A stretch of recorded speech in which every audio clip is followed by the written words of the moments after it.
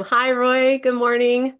You have my favorite image from the film in behind you. That's great. I love that. I loved it. I'm a huge nature fan anyway, so the Disney nature films are always a must-see for me, and big cats are my favorite animals on the planet, so this was a huge win-win for me. So you have produced so many of these films at this point. Do you find you still get just as excited about what the filmmakers are able to capture and or surprised by what you see? Absolutely. I started doing this in 2015. I'd been with animation for many, many years, and then they asked me if I could come in and help. And since then, I think I've done six of these, maybe, yeah, six. Um, I love working on these films for two reasons. One, I am a big fan of conservation and a big fan of animals. And I want the world to kind of see what is part of the legacy of Walt Disney. These are essentially the continuation of true life adventures that he started back in the 40s. Um, and then secondly, I love working with the people who make these films. My team they're the most extraordinary people.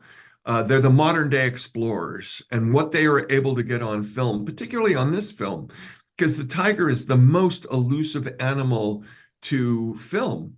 And we get so up close and so intimate that people will never have seen some of the imagery that we will be showing on the screen. I agree. It's your team is phenomenal. I was shocked at like the cave scene in particular with like the images of them just like rolling around, stretching, Yeah, doing little kitty cat things, but they're actually big kitties. exactly. And as much as I've studied them because I really wanted to be a zoologist as a kid and watching all those programs, I still felt like I learned so much from this particular film. Well, this is part of the reason I love doing them too, because they're educational, yes, but entertaining is even more important because I think it's through people's hearts that you get into their heads. And I think it's great for all ages because you get to see behavior and it's comedic, it's tragic, it's all every emotion that you can have, you live through these animals. Yes, I definitely cried some tears of sadness and some tears of joy watching this. And as a mom, I found I could relate, like you were saying, with the comedic value and just the life lessons, because it's hard to raise kids and cubs, in this world. And it was just, I was mind blown also reading that 1,500 days of filming was the story of Umba and her cubs. Was that always going to be the focus, or did that sort of emerge as you were going through all that footage? Well, we knew going in that we wanted to tell this story of a mom and their cubs, and we knew certain behaviors, but it isn't until you get out in the field, into the field, that you understand what the story is going to be.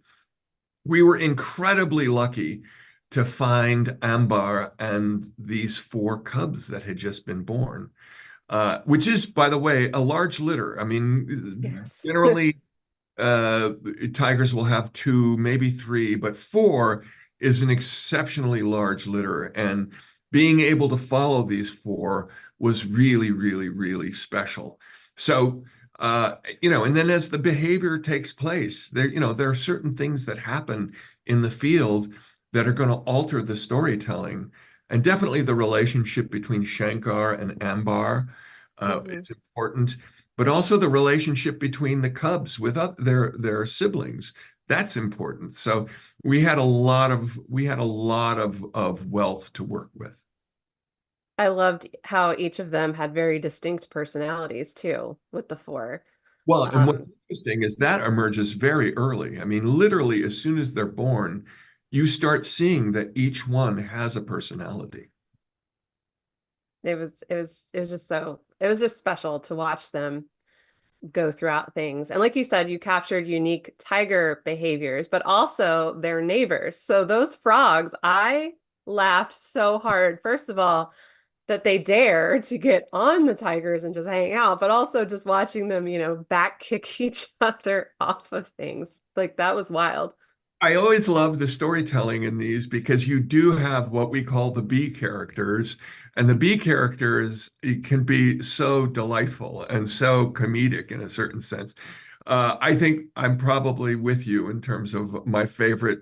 One of my favorite sequences is the mating dance of the frog, so to speak. Yes. I was not expecting any of that when I sat down to watch this. It's phenomenal when you look at that kind of up close camera work that's there. 10 years ago, 15 years ago, when Disneynature started, we wouldn't have been able to film this film. And it really is through the development of technology that we're able to get so close up. The tiger is the most elusive animal to film. It is, they do not like to have humans around. Um, and the fact that we had remote cameras that we could actually control from a mile away, we were able to set them and then back off so that we weren't interrupting or in any way making the animal feel uncomfortable. And then the camera traps that we used, kind of amazing. And there's that beautiful shot of Shankar in the cave where Yes. he's stretching out and trying to get some sleep. That again, people will never have seen this type of up close behavior before. Yes. And it was just I'm just in awe of like all of it. Yeah. And I know that I've read that you love the snow leopards too, and they're also super elusive. So do you think the tigers were harder than the snow leopards? That's a great question, actually. I think both, no, it's true. Snow leopards, they actually have another challenge, and that's you find them at about 14,000 feet above snow level, above sea level. So, yeah, I would say that they're probably equally elusive. Got it. That's fair. Interesting thing about Born in China is that never had anyone ever filmed snow leopard cubs in the wild. And that was the major achievement of that film in my mind, was that we were able to capture the cubs of a snow leopard. So that's we're always looking for new things. So my last question, I'm also excited about Tigers on the Rise, which I viewed along with Tiger, I'm that happy. it's coming out because I love that behind the scenes kind of in-depth look at just what it took to make Tiger, but also the extra stories like the tigress that lives in the town with the people and how they lifted the highway up for the tigers. Were you always planning on doing that? Or was it just like, wow, we have to tell these extra stories? Well, we always do a companion piece to the film, and oftentimes it's kind of the behind the scenes, how the cameramen and women have captured the imagery. With the Tiger film, we felt it really important to share with our audience the amazing conservation efforts that have been made by the Indian government and communities and individuals in India to bring the tiger back. 20 years ago, there was about 1,400 tigers in India. It's over doubled now. There's 3,600 tigers that they've been able to count in India right now. And it's a huge success story. And oftentimes when we tell these stories, we don't have that amazingly positive rebound that I think if everybody understands, if they put an effort in, they can help the animals of their community. I live in California. There are beautiful mountain lions that we need to protect and save. And I think what this film does is kind of point out how how can we as individuals help out, and then how as a member of a community can we help out? And I think that that's a wonderful, wonderful message. I agree. Thank you so much for your time. I loved it. I can't wait for the next one. Just I'm so You happy. guys are awesome. Love it. Thank you. Thank you.